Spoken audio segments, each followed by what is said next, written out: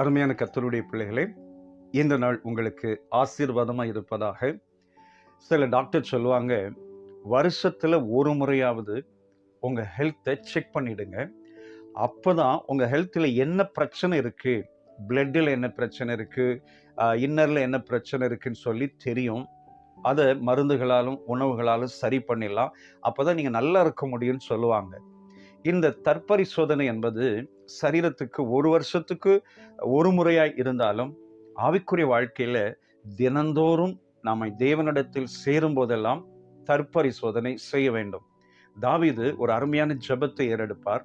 139 சங்கீதம் 23வது வசனத்திலே, தேவனே, என்னை ஆராய்ந்து என் இருதயத்தை அறிந்து கொள்ளும், என்னை சோதித்து என் சிந்தனைகளை அறிந்து கொள்ளும். என்ன அருமையான ஜெபம் பாருங்களேன். தற்பரிசோதனை செய்கிறதற்கு இந்த வசனம் நம்ம இன்னும் தூண்டுகிறது. தாவீதே என் இருதயத்தை அறிந்து கொள்ளும், என் சிந்தனைகளை அறிந்து கொள்ளும், என்னை சோதித்து பாரும் என்று சொல்லி மனப்பூர்வமாய் ஜெபிக்கிறார். அருமையான சகோதரா சகோதரி, நம்ம எப்ப எல்லாம் தேவ சன்னிதானத்தில் சேருகிறோமோ அப்பொழுது நம்மளை பரிசோதித்தால் நம்ம இன்னும் கர்த்தரிடத்தில் நெருங்க முடியும். நம்முடைய ஜெபங்கள் கேட்கப்பட்டு இயற்கைக்கு அப்பாற்பட்ட அற்புதத்தை நாம் காண முடியும். உங்களை செக் பண்ணுங்க, பரிசோதிங்கள் என்று சொல்லி வேதத்திலே அநேக இடங்களிலே நாம் வசனங்களை வாசிக்கிறோம். செப்பனியா 2:2 வாசிக்கிறோம். நீங்கள் உங்களை உய்த்து ஆராய்ந்து சோதியுங்கள் என்று வாசிக்கிறோம். 1 கொரிந்தியர் 11:31 வசனத்திலே வாசிக்கிறோம். நம்மை நாமே நிதானித்து அறிந்தால் நியாயம் தீர்க்கப்பட மாட்டோம் என்று சொல்லி வாசிக்கிறோம். 1 யோவான் 1 வசனத்திலே, நமக்கு பாவம் இல்லை என்போமானால் நம்மை நாமே வஞ்சிக்கிறவர்களாய் இருப்போம், சத்தியம் நமக்குள் இராது என்று வாசிக்கிறோம். பாருங்கள், இந்த வசனங்கள் எல்லாம் நம்மை சோதிக்கும்படி தூண்டுகிறது.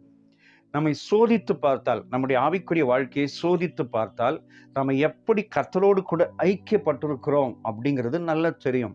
காலை முதல் இரவு வரைக்கும் நீங்கள் செய்த ஒவ்வொரு காரியத்தையும் நீங்கள் ஒரு பேப்பர்லே வரிசைப்படி எழுதி, ஒவ்வொரு மணி நேரங்களிலும் என்ன செய்தீர்கள் என்பதை எழுதி பின்பு அதை வாசித்து பாருங்களேன். நம்ம அநேக நேரங்களிலே கர்த்தரோடு இராமல் உலகத்தோடு, உலக சிந்தனையோடு, உலக காரியங்களோடு கூட நாம் இருந்திருப்போம்.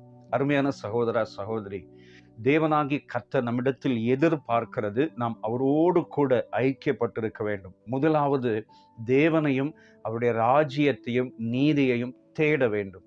அவரை முழுவதுமாய், முழு இருதயத்தோடு, முழு மனதோடு, முழு அன்போடு கூட அவரை தேட வேண்டும். இதைதான் தேவன் நம்மிடத்தில் எதிர்பார்க்கிறார். அப்படியானால் நம்முடைய வாழ்க்கையிலே ஒரு சோதனை, தற்பரிசோதனை தேவை. இந்த காலை நேரத்திலே தேவ சமூகத்திலே, ஆண்டவரே, என்னிடத்தில் என்ன குறை இருக்கிறது, அதை நான் எப்படி சரி செய்ய வேண்டும், எந்த வசனத்தை சொல்லி நான் ஜெபிக்க வேண்டும், எப்படி நான் ஒப்புரவாகி அந்த காரியத்திலிருந்து விடுதலை பெற வேண்டும் கேட்கும்போது ஆண்டவர் சரியான பாதையை காண்பிப்பார். ஒப்புரவாக ஜெபிக்க ஆண்டவர் உதவி செய்வார். பின்பு உலகம் தரக்கூடாத தேவ சமாதானம் நம்முடைய இருதயத்தை நிரப்பும். தாவீதின் இந்த அருமையான ஜெபம் நம்முடைய வாழ்க்கைக்கு மிகவும் பிரயோஜனமான வசனம். என்னை ஆராய்ந்து என் இருதயத்தை அறிந்து கொள்ளும், என்னை சோதித்து என் சிந்தனைகளை அறிந்து கொள்ளும். 139 வசனத்திலே, சங்கீதத்திலே 24 வசனத்திலே நாம் வாசிக்கிறோம், வேதனை உண்டாக்கும் வழி என்னிடத்தில் உண்டோ என்று பார்த்து நித்திய வழியிலே என்னை நடத்தும் என்று சொல்லி ஜெபிப்பார்.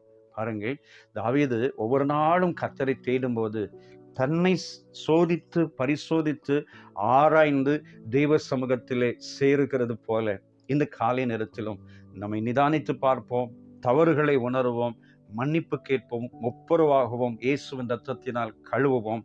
மிகப்பெரிய அற்புதங்களை நாம் காண முடியும். சேர்ந்து ஜெபிக்கலாமா? அன்பான பிதாவே, இந்த காலை நேரத்திலே நாங்கள் எங்களை சோதித்து தற்பரிசோதனை செய்கிறோம். நாங்கள் உம்மோடு நெருங்குவதற்கு தடையாயிருக்கிற எல்லா காரியங்களையும் விட்டு விலகி எங்கள் இருதயத்திலே, சிந்தனையிலே, எல்லாவற்றிலும் உம்மோடு நெருங்கி ஜீவிக்க உதவி செய்யுங்க. தாழ்த்துகிறோம் ராஜா. இயேசு இரட்சகர் நாமத்தில் கேட்கிறோம் பிதாவே. ஆமென், ஆமென். God bless you. Amen.